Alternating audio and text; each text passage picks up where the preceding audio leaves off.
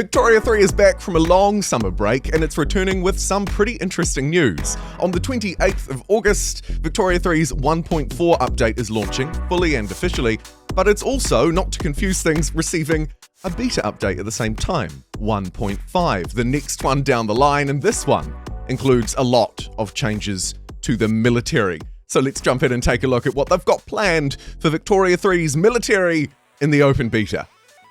And just before we look at the changes, if you're curious about how it's going to play out, well, it will launch, as I say, on August 28th. And they've made it very clear that it will be in a rudimentary state, with plenty of placeholder interfaces and graphics, so on and so forth. And many things you might be pleased to hear will be exploitable and buggy and absolutely not balanced. This is an update clearly for the spiffing Brit. The point they're trying to make is that this is in a little bit of a rough state, but they've been working on these things for a while, so they're putting it out in an open beta. Expectations for after that are fairly similar. They'll be updating this 1.5 beta, firstly, tentatively, in the middle of September with new features. It should feel a lot more mature, and they'll look to optimize it, remove bugs, that kind of thing. And then, finally, it will tentatively launch in the middle of October if all goes to plan. The fully featured 1.5 beta update will be rolled out for real. So now, rightly, you might be thinking, well, what the huck is in it? Let's take a look. At a high level, there are three sort of key areas that they want to change in this update. The first one, potentially the most interesting. Firstly, agency. They say by agency, of course, they mean the degree of control that we have over our campaigns. Important to us that they want to grant us more agency to ensure that we don't experience a lack thereof. For example, having more fronts to manage than generals. Uncontrollable, unpredictable front splitting, or armies that suddenly return home because their general decided an active front was an opportune place to die of old age. Secondly, they talk about depth. Depth referring to detail and realism in this case.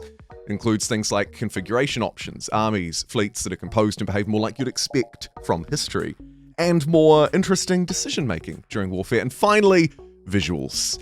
They require little introduction. Of course, quote, little dudes on the map, end quote. Seeing your armed forces in action and transit and being able to put a concrete location on everything should help Victoria 3's military system feel more engaging too. So what are they planning on changing? Firstly, quite a quick point on shared fronts. They say that this is an issue that rears its ugly head again and again, to having a large number of fronts, making it difficult at any given moment to manage. They say that many of us have pointed out it leads to micromanagement, which defeats their design goal of having a more hands-off military system in Victoria 3. Of course, somewhat of a controversial goal as it stands. So reducing the number of fronts, especially where wars involved several countries on either side, to a more manageable number was a big priority for them. So in their 1-2 punch effort to solve the problem, they've decided to make fronts adjacent between two or more allied countries into a single one, drastically reducing the number of fronts active at the start of a war. The next thing is state-based front movement. State-based front movement. They say that while merging adjacent fronts is one method that we just talked about to help us control the initial number of fronts and known participants, there's a larger problem that emerges for most players, and that's the unpredictable splitting and merging that happens throughout the course of a war, as battles are won and small pocket theatres created. This feature, the state-based front movement, eliminates some of that uncertainty at what might happen once a battle concludes, and they say it will also reduce the number of temporary fronts that emerge. In practice, this is how it works.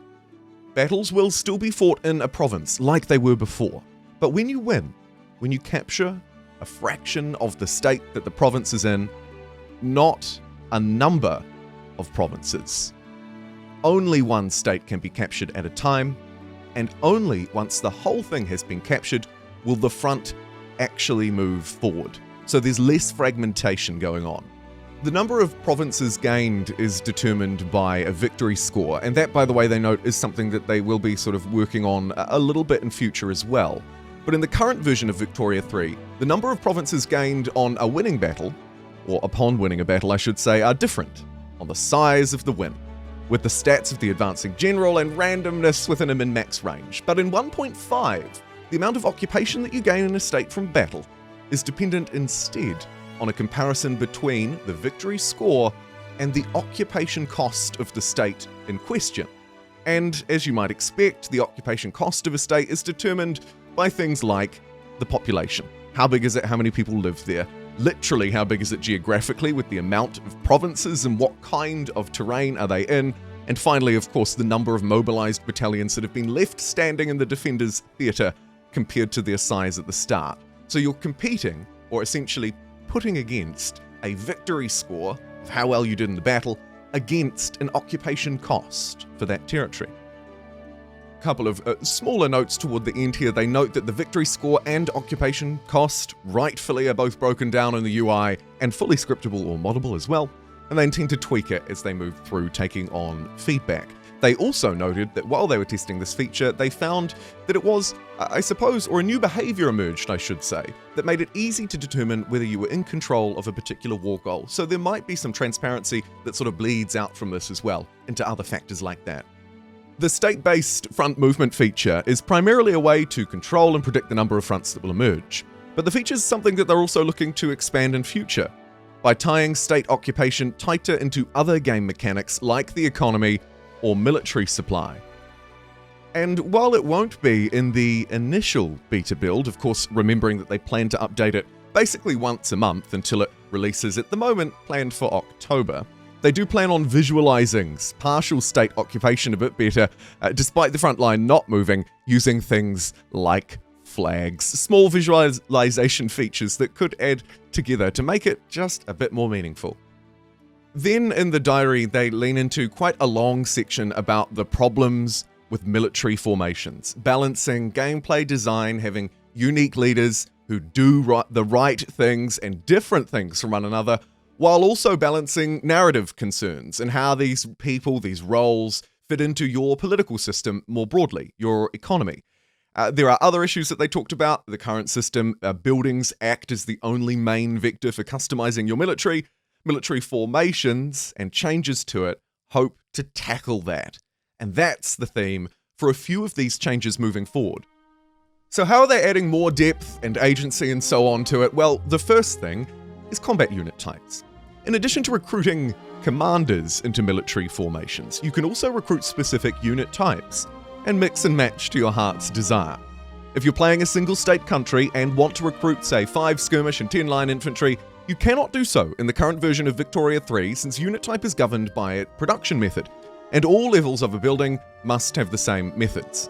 But in this new 1.5 military beta, you can do just that in a formation, and the barracks that get constructed around those units as a result will maintain the mix.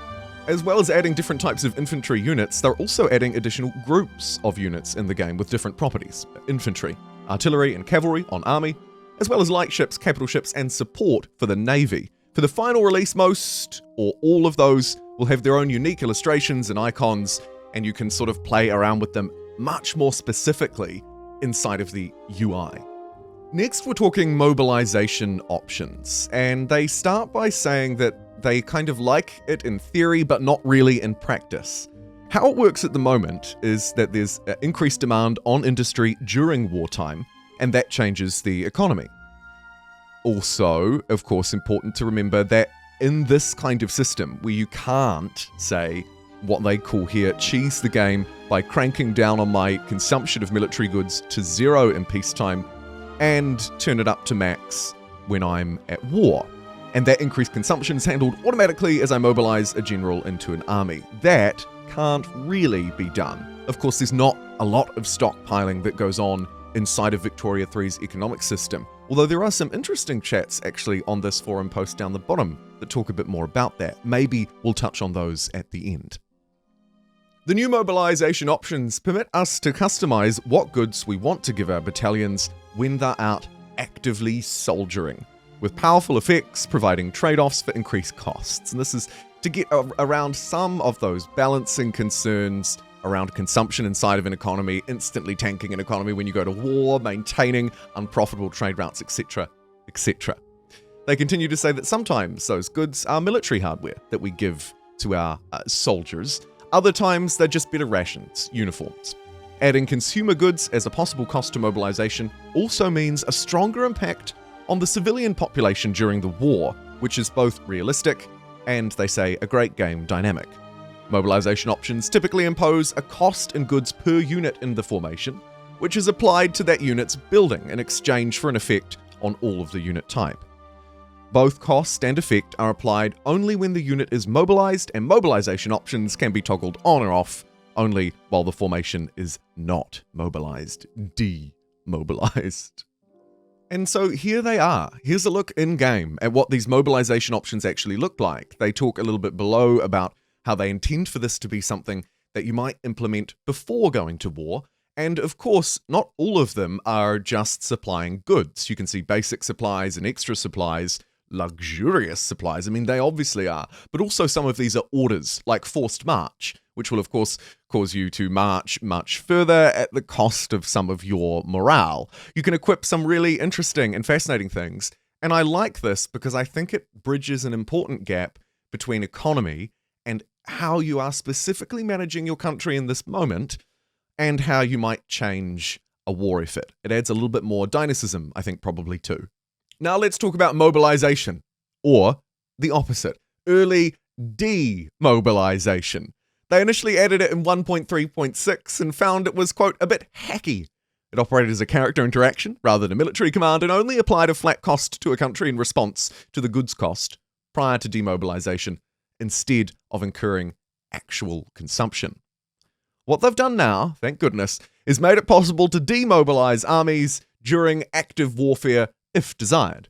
When this happens, the army will first have to travel home, spend 4 months in demobilization, exact value subject to feedback, where mobilization supply costs will be gradually decreased. Unlike the current live implementation of generals, these goods will be properly consumed in the interim, so your industries and trade routes don't immediately collapse with nothing to gain. Stationing at HQ. Military formations, armies and fleets, are initially created inside of a headquarters in HQ, but they don't need to stay there. You can restation now a military formation at an HQ, even a temporary one once you've established, maybe during the course of a war on allied or occupied territory.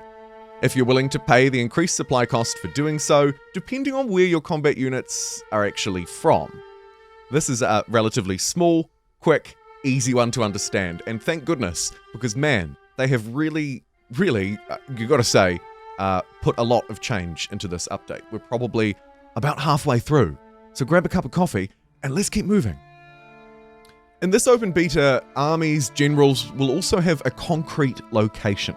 Now, what I mean by that is, at the current live version, generals and armies are either at a headquarters they're recruited into, or they're out on a mission, depending on their order. But when a commander moves somewhere in response to an order changing, so they're moving from point A to point B, they're essentially put into this kind of no man's land, right? This limbo while they're moving, typically along a front, where they don't really have a concrete location. In 1.5, formations will always have a concrete location on the map, so you can track their movement in real time. Literally, as they're moving across territories, you can see it, thankfully, and visualize it with the user interface that surrounds an army. It's not huge, but it's enough, and see them moving across the map. Transferring commanders and units between formations is also something hitting 1.5. Sure, they've fixed front lines, but there might still be some moments where maybe along a shared front, there may be instances where a front's created in an area that you're already fighting. And of course, transferring could just be useful in general. The new user interface, currently in a mock-up, they intend to have it out for the first open beta release on the 28th of August, but it might not make it through until the next one a month later. It essentially allows very fine control, very exact control around transferring units between commanders, between armies.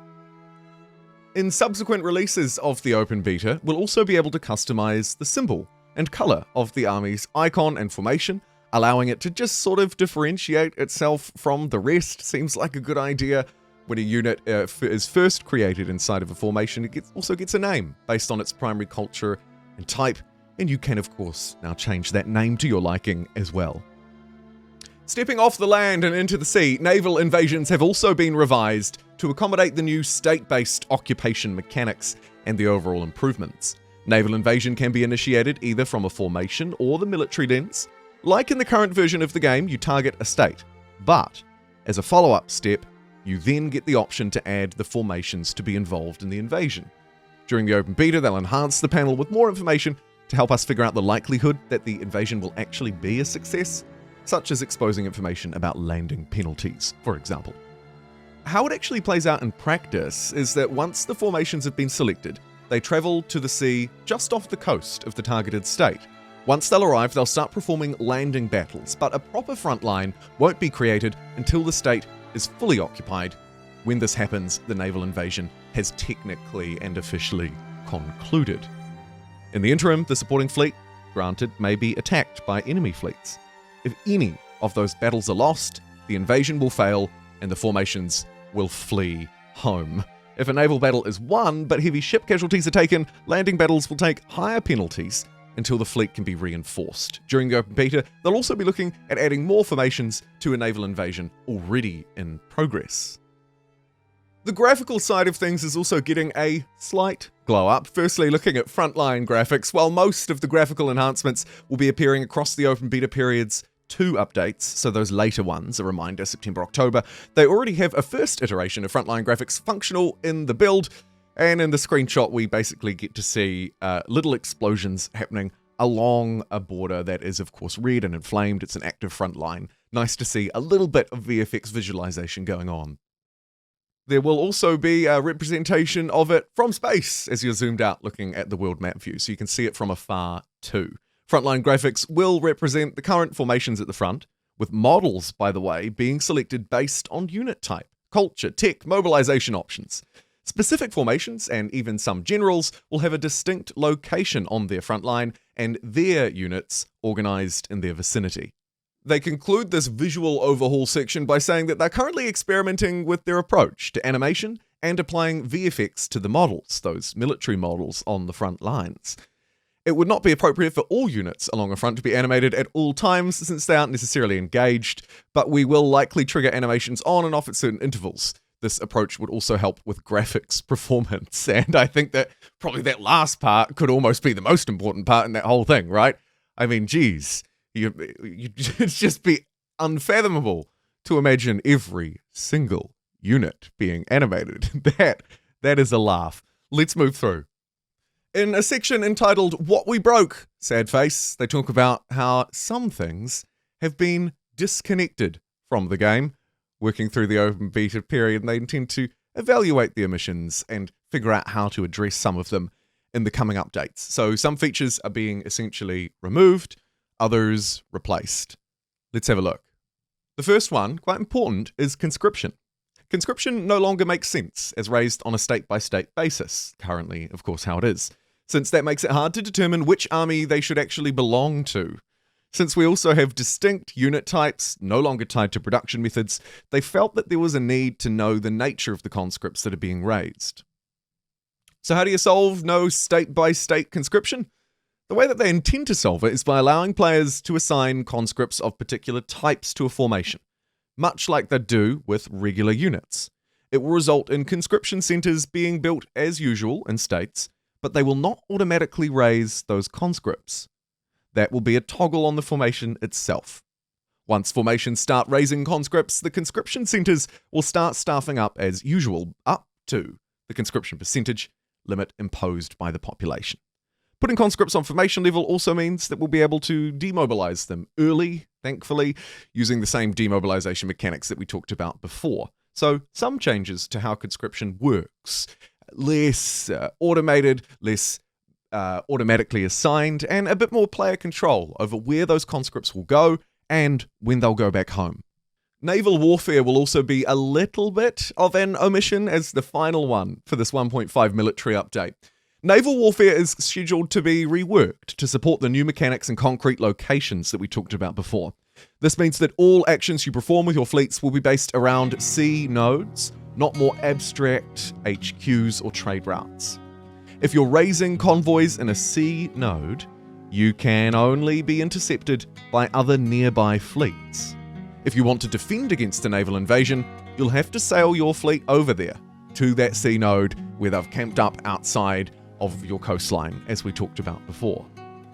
Having the fleets be actually more visible, having a concrete location, tracking them along the map, will help to actually make it feel like you're commanding a fleet, I think. However, of course, some issues might arise with moving fleets, particularly where they need to intercept each other. So they've essentially added 4 things to try and help with that, or this is how they will account for it, I should say. Fleet range, the ability for a fleet to be active in adjacent sea zones, possibly at a reduced interception effectiveness, allowing it to sort of cover a slightly broader area, allowing things to essentially meet up in a little bit more of a smooth way. Secondly, they've limited the fog of war, obscuring your enemy's positions and actions and only revealing them under certain conditions, very battleship style. Thirdly, UI alerts and visual indicators, and finally, some manner of fleet automation will exist, such as patrol routes. It's an area they expect to do a lot of work on during the open beta, and they'll probably provide a dedicated dev diary at some point later on, because it is pretty significant, much like the contents of this update have been. And finally, a conclusion, with some key information buried within it. They say they've been quite busy, lots of work's been done, happy to address feedback, many high-frequency community concerns in the context of this update too, and the new military mechanics, they say, already feel like a huge upgrade, even though it's pretty immature. With our direct open beta feedback, they hope that these features, as well as companies, which were discussed in a developer diary that I didn't cover last week, they'll be outlining all of this stuff in future. Speaking of future, next week we'll be hearing from their art director about an upcoming DLC, the Art Pack, Dawn of Wonder. After that, they'll move to a dev diary schedule of once every 3 weeks to coincide with their sprint schedule and open beta releases.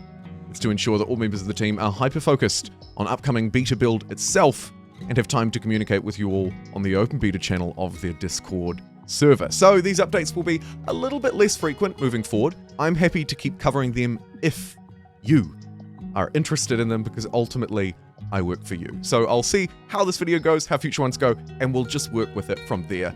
I think overall, this is probably one of the more ambitious set of changes that we've seen. I've covered almost all of them, and none of them have had quite this much stuff. Of course, I'll have to wait until I can actually playtest it myself to figure out if I like the way that it sort of subjectively feels. But objectively, I think there's a lot of good stuff here. Thanks for joining me, everybody. I'll see you next time.